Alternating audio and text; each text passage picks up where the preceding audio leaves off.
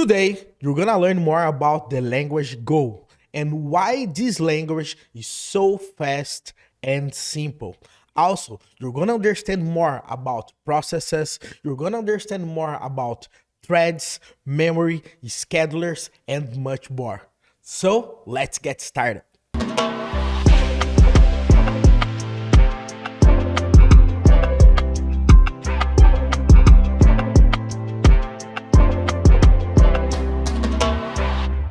Hello everyone, welcome to the Full Cycle channel. My name is Wesley Williams and today we're gonna learn more about the language Go and why you should learn how to create big and fast applications with the resource that Go provides for you, okay? But before we go straight to the point, don't forget to like this video down below and subscribe in our channel, okay? So let's start. Let's go to my screen and now we're gonna understand a little bit more how Go works and then we're gonna code a little bit, okay? So first of all, we have to understand that all languages, okay, they have advantages, okay? And Go has one main advantage in my opinion, okay? Why? Because Go can do things very, very fast, but not only because Go is a compiled language, but it's because Go can use concurrency. And with this, Go can do a lot of things at the same time, mainly because now we have a lot of CPUs using in all our servers. So we have been living in different times that before.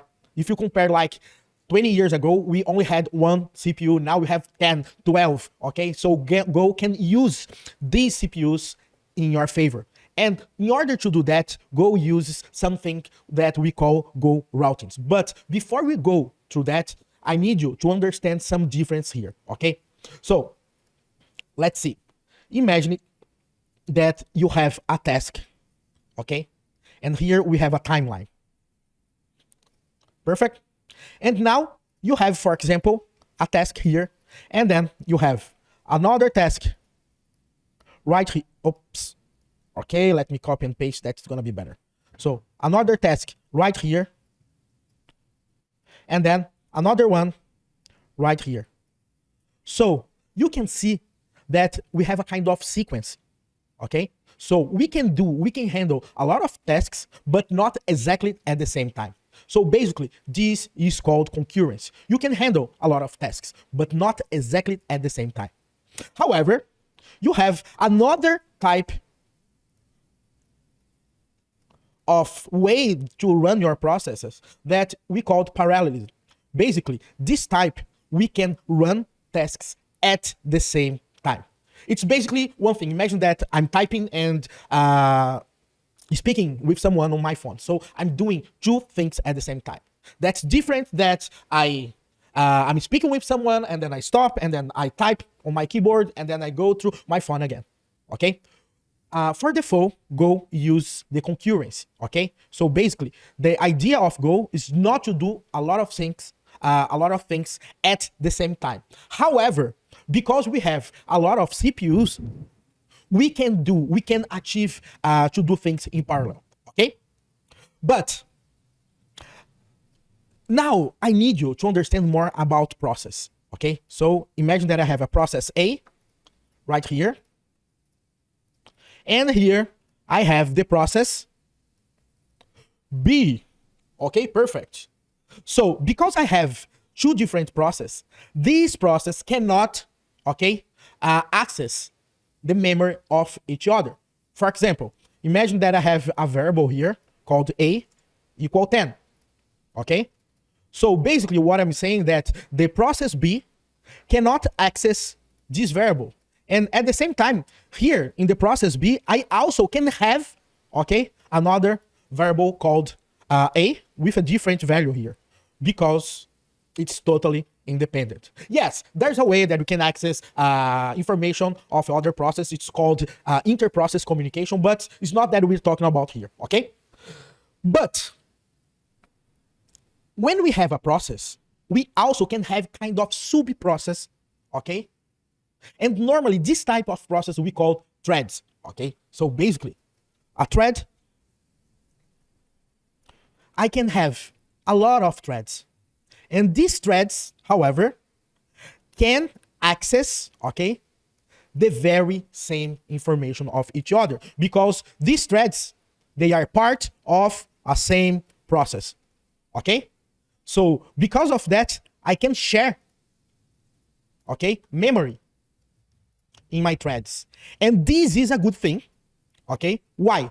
Because sometimes I can do, okay, with more threads, some types of work that normally if I had only one, it would take too long. So imagine that I have a lot of lines of a document that I have to process, and if I have to process one by one, okay, it can take forever, okay? But if I have like 1,000 threads, I can do this basically at the same time. So probably it's very, very, probably working with threads, it's a good thing normally. But also, if you are used to work with Java, C#, C, C++, working with threads is not something like normal, natural, because it's very complicated sometimes, okay? And Go, okay, help us with this. But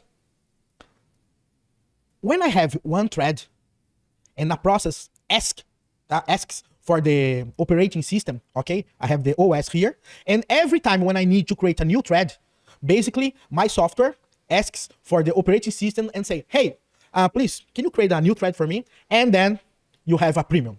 This premium is 1 megabyte of memory that you have to have at least to start a new thread. So basically, if I have 2 threads, I have to have at least 2 megabytes, okay, to work. And this is a lot of memory, okay? And there's another thing, because every time that operating system creates a new thread, basically our main process, our program, creates a kind of syscall, and then operating system can create our thread. So basically, this kind of thing has a cost as well, okay? So, but this, okay, this type of thing doesn't happen with Go. Why? Because the language Go, okay, has something called runtime, okay? Go runtime. Basically, the runtime is all the source code that we have in the language Go. And the language Go thought, the Rob Pike, they thought, okay, instead I ask for the operating system, okay, to create a new thread, why not I can create the threads on my own, okay? So normally, when I have a Golang program here, imagine that I have my source code, okay, and the Go runtime, and together we're gonna have the final binary. Perfect? I think you got it, okay? But in order to do that, Go has to have something that we call a scheduler, okay? So, scheduler. Wesley, what is a scheduler? So basically, this scheduler is a mechanism that you have to manage the threads in your program. For example, we have 2 different types of schedulers. We have the cooperative and the preemptive, okay? What's their difference? So imagine that we have a process, a thread 1 here, T1, and this T1 is taking like 10 seconds, okay, to do its work, okay? And meanwhile, I have the thread number 2 that is waiting for the thread number 1 to finish, okay, the work here. So basically, when we have this kind of thing, and we have to wait the whole job here, basically we have a scheduler called cooperative, okay? But sometimes we have, and we can have a different type of scheduler that we call preemptive. The preemptive, we have a kind of time. So the scheduler says, thread number 1, please, you have only 10 seconds, okay? After that, I'm gonna give the context for the thread number 2, and you have to wait again, okay? So the thread number 1 start its job, and then when we get 10 seconds, the scheduler goes here and say, stop everything. Now is the time for the thread number 2.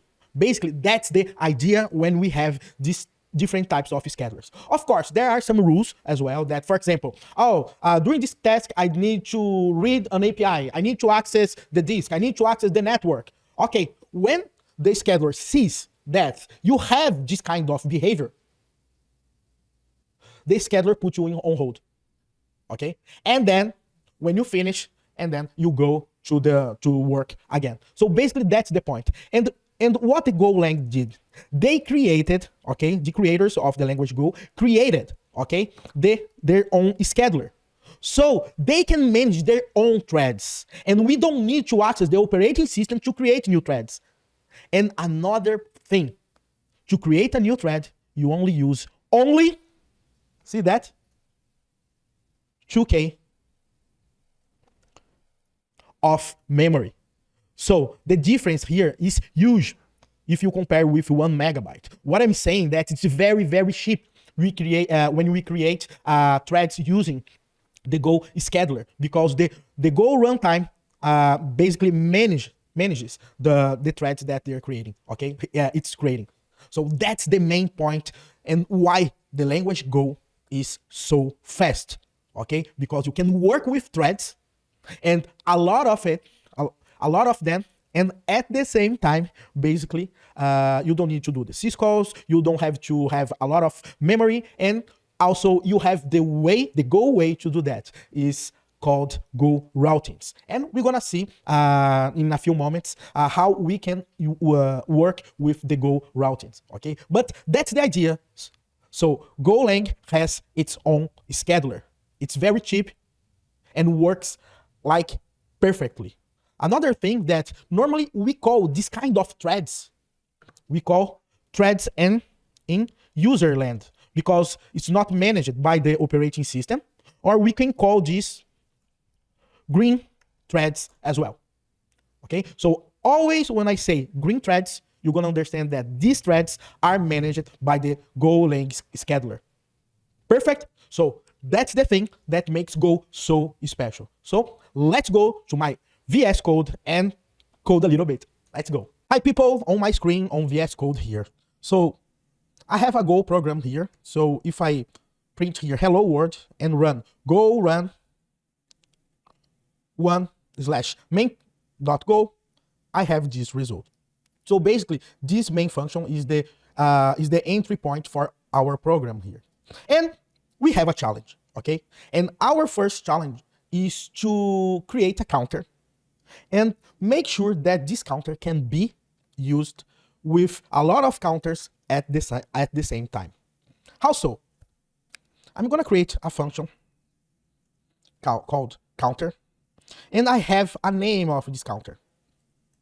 And this counter is gonna count until 9, from 0 to 9, okay? And here I'm gonna do this counter A. I'm gonna run our program and we have this result. However, I have a challenge. My challenge is this counter is running very, very slow. And why? Every interaction that I have on my for takes a second, okay?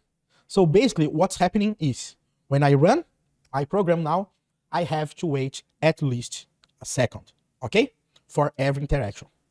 However, I have another counter here called B. So I want to hurry this process. So if you see, I have to run the counter A, wait 10 seconds, and then start running the counter B and start and wait 10 seconds again. So how could I, for example, run both counters at the same time, and instead waiting 20 seconds to get my results, I just wait only 10. That's the point. But the language Go has this resource. If you intend to do this in Java, Python, PHP, etc., you have to create threads. And working with threads is very, very complicated. However, when we are using Go, it's very, very simple. See, I'm gonna put Go before this counter. This Go means that Golang is going to create a green thread, and run this counter at the same time that it's running the counter B. So we have two tasks happening at the same time. So let's try. See? Now I have my counter running in one thread, the counter A, and I have the other counter running in another thread, that's my counter B. So I didn't need to wait 20 seconds. Now I could wait only 10. And that's the power that we have with Golang. And to create this other thread, we had only to use 2 kilobytes of RAM. So it's very, very cheap, fast, and very straightforward how we can create new threads using Go. Okay, so that's is our exercise number 1 to understand the Go routines. Every time you see a Go before a statement or a function, you can understand that this Go is creating a new thread, a green thread here called Go routing. Okay, perfect. I think you got it. So now I have another situation here for us. I'm gonna create a new file. Package main and another function main for us. Okay, and in this situation we're going to start using something that we call channels. Okay, and now you're going to understand why channels are so important and why channels are very straightforward, mainly when you are using this with the Go routines. So imagine that channels can be a kind of variable, but it's not just a variable. Channel is a kind of special variable that you can share this information with different Go routines. So if one Go routing wants to talk to another, instead they share the very same space in the memory that normally we have this problem with regular threads getting a lot of race conditions. With channels, we can change and use and flow with this information through channels between the Go routines. I'm gonna show to you, it's gonna understand, it's gonna be very straightforward. So imagine that we have some threads here. And just to let you know, the main function is the first thread that Go creates in our program. So here I'm gonna put T1, okay? The thread number 1, just to let you know. And then my idea here is to create a channel called hello, okay? So to create a channel, I'm gonna do this, okay? So hello now is a channel of the type string. Okay, so I can pass information through this channel using strings. Now what I want is to create a Go routing. Okay, so I'm gonna create a function, and with this function I'm gonna pass this information. What I'm saying is I'm creating this channel. This part, I have the thread number 2, okay? But with this channel, I can make the thread number 1 and thread number 2 to communicate. That's the point. Então, see, I create the channel, and I'm gonna pass a name, a hello Wesley, to this channel through the thread number 2, okay? And now, see, I can get a result in the thread number 1 of hello. And now I'm gonna print the result for us. So let's try to understand.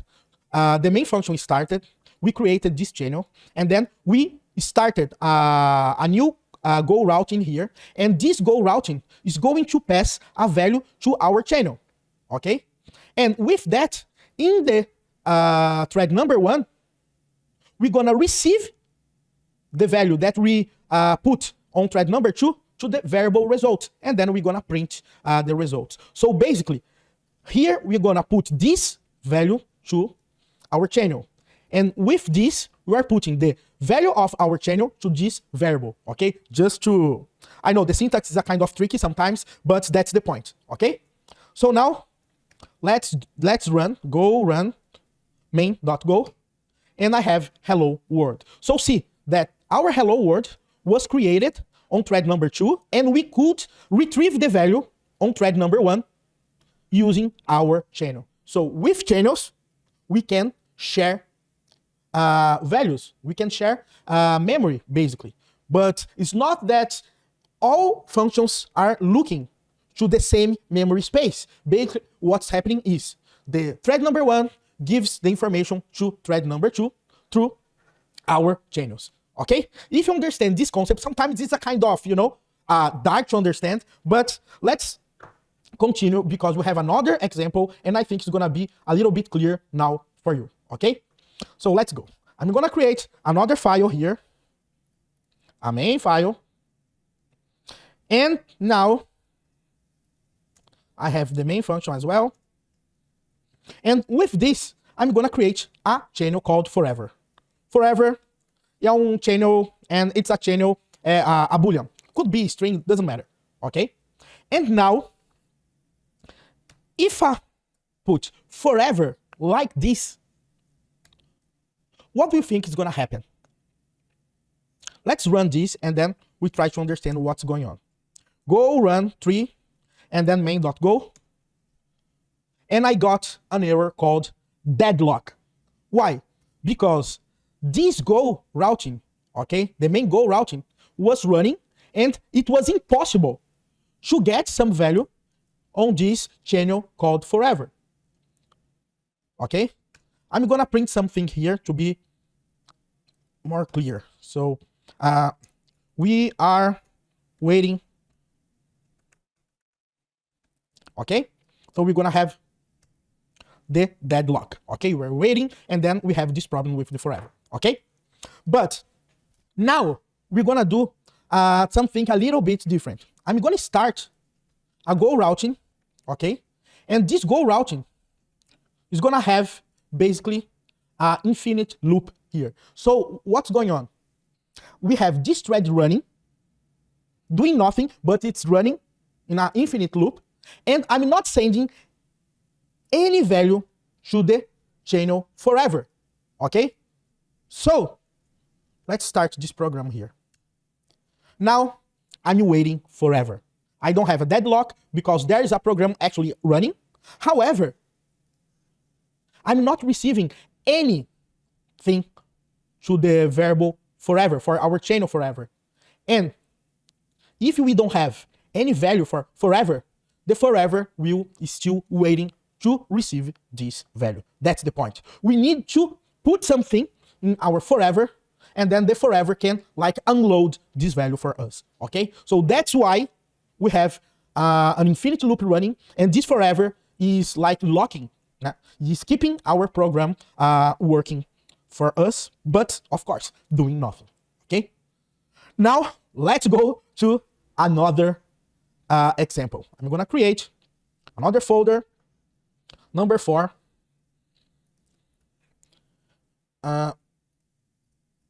Main.go, package main, func main, okay?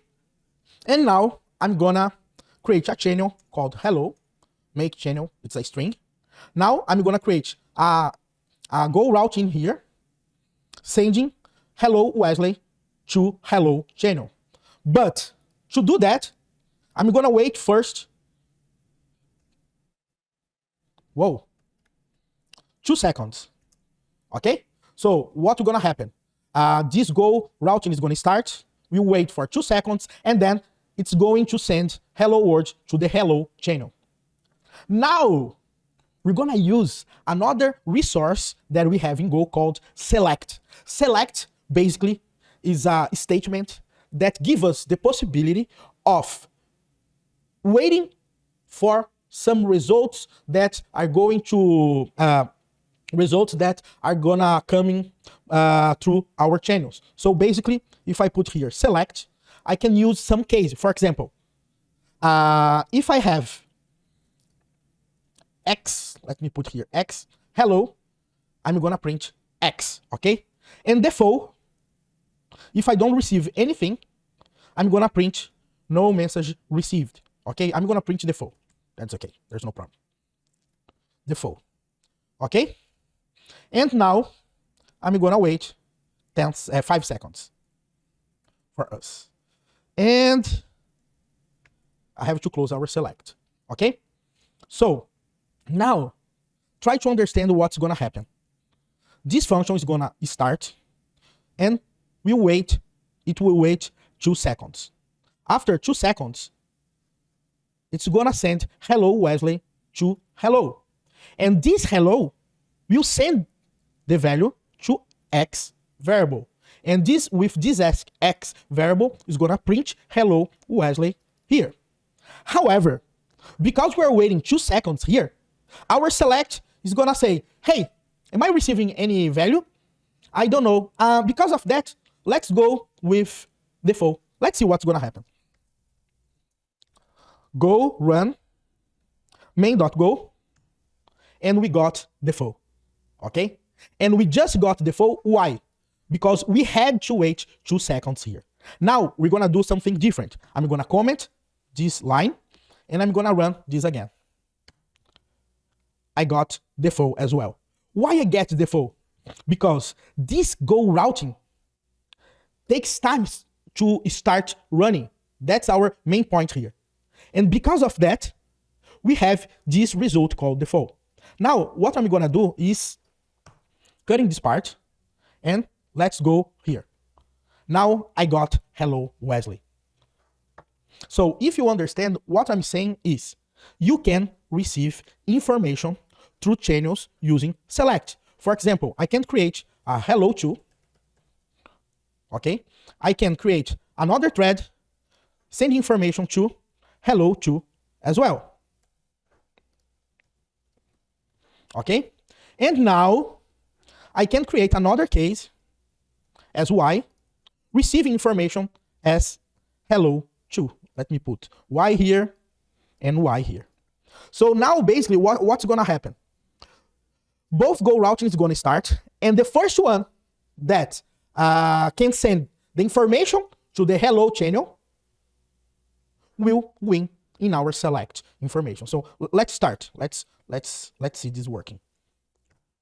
So hello to worked. Let's try again. Hello to. That's okay. Now I'm gonna do something different. I'm gonna put the hello to waiting 1 second. Okay. Now let's go. Now I have the hello Wesley. Why?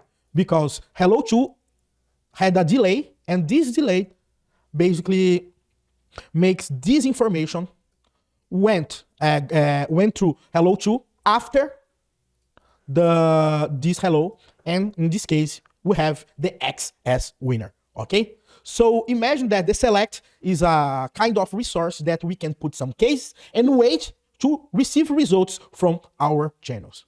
Okay, so now we have some.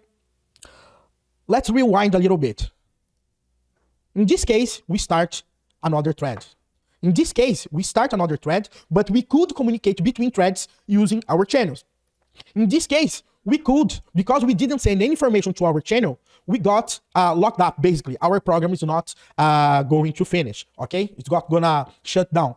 And here, basically, what we are doing, we are waiting for information coming through our channels, and the first case we have here with information is gonna win, okay? Now, we're going to start working with queues. And when we work with queues, it's very, very exciting because we can use all the potentials that we have with the Goroutines. Here, let's go. So I have main, package main, and then func main here, okay? And now I'm gonna create a queue. Okay, this queue is gonna be a channel, an int channel. Now, what we're gonna do? We're gonna create an anonymous function here, but it's a Goroutine as well because we have Go. We're gonna start with 0, and now I'm gonna start a for, and I'm gonna send the I value to the channel Q. Okay? Now, what I'm gonna do is, I'm gonna create a for here, receiving the information that we are sending to the queue, okay? But we just can read this information that we're sending to the queue one by one. So when we read one information from the queue, the for goes and then put the other information in our queue as well. So in order to do that, we're gonna do for x range q here. Okay, so basically what I'm doing is I'm reading the queue, receiving this information through this variable x, and printing this information here. Okay, but if you pay attention, the queue channel is running in another thread. So here it's thread number 2. But because I'm using the other thread, and because it's a channel, I can use the thread number 1 and get information from this channel here. Okay. I'm gonna put some time.sleep time second for us. Okay. Let's run, people. Let's run. Go run 5 main.go. Let's see. 0, 1, 2, 3, 4. So basically, what's happening is we are adding new information to our queue, but this information can only be added if this queue was read. Okay? Also, we get information from this queue. This for goes and put a new information. After that, we read this information, and then the for goes and goes and goes. Okay, so basically what I'm saying is I only can add new information to our queue after this for goes and receives the information for us. Otherwise, this for is gonna be stopped because this queue needs to be empty to receive a new value. Okay, so that's the point. See, it's working. And this is a proposal of, I have a kind of worker, and this is the machine that uses the results that worker is adding for us. Okay? But people, now is the time. Now is the time that we're gonna create a real worker, like a web server worker. Okay? I'm gonna show you. I'm gonna create a new file, package main, and then func main. Okay? And now I'm gonna create a function called worker. Func worker. I'm gonna put worker ID as an integer, a message as a channel as integer as well. Okay? This worker basically is going to receive a value from our message for our channel. And with this information, our worker is going to process this information by printing the results. So basically we're gonna do this. Results as range. Let's go Copilot. Okay. Basically what I'm saying is, let me put empty, print when is better here for us. Worker, and then worker ID, and then message our result. Okay, so basically what I'm doing is every time that I add new information to our message, our worker will process this information for us. Also, I'm gonna put time to sleep time.second for us. Okay, so now what I'm gonna do is message make channel. Okay, and with this I'm going to start a worker. So go worker. Okay, the worker is the number 1, and the message is our channel that I'm putting here. Okay, now what I'm gonna do is I'm gonna do a for and add all this information to this message. So basically what's gonna happen is the 0 goes to message. Because we have this function running, it's another thread, T2 here for us. It's gonna receive the message, okay? And then we're gonna have the worker 1 with the message number 0, and then so on, okay? So basically, let's do this. Go run 6 main.go, and then we have this. Basically, what we're doing is adding information to our channel. Our channel is called as message. Our worker is running, waiting for new messages in our message channel. Once we receive this message, it's going to start working, okay? But here's the thing. We have this worker, but we can do this like that. Now I can create 3 workers. And now we have 3 times faster to process all our information. So basically when I run like this, we are done, because now I have 3 workers receiving the message, and one finish one message, we have the other one already working, and so on. So basically what I'm saying is, if I put like 5 workers, I'm gonna have this kind of result. See, 5 and we're done. Just like that, people, because we have workers working to process this message. So instead we wait like 10 seconds, we have a lot of threads, and these threads are capable of to process the information, and we don't have problems as like a race condition, because we are working through channels. That's the most important part when we're talking about channels and threads with Golang. Okay, so I think it's pretty much straightforward. Okay, because basically this guy does the job, and these guys do the input, and the message channel is going to receive and process this message through the threads.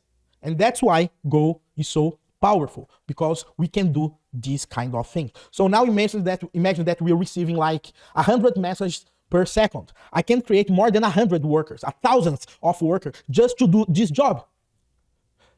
Now, if you want to do this using other programming languages, it's not gonna be easy, because working with threads is very costly and at the same time very complicated. With Go, you just need to put Go before, you create a new thread, and you can read informations between threads using our channels, okay? People, I know that it was a very long journey, okay? But I do hope that you could understand why Go is so fast and is so simple, okay? So, until the next time.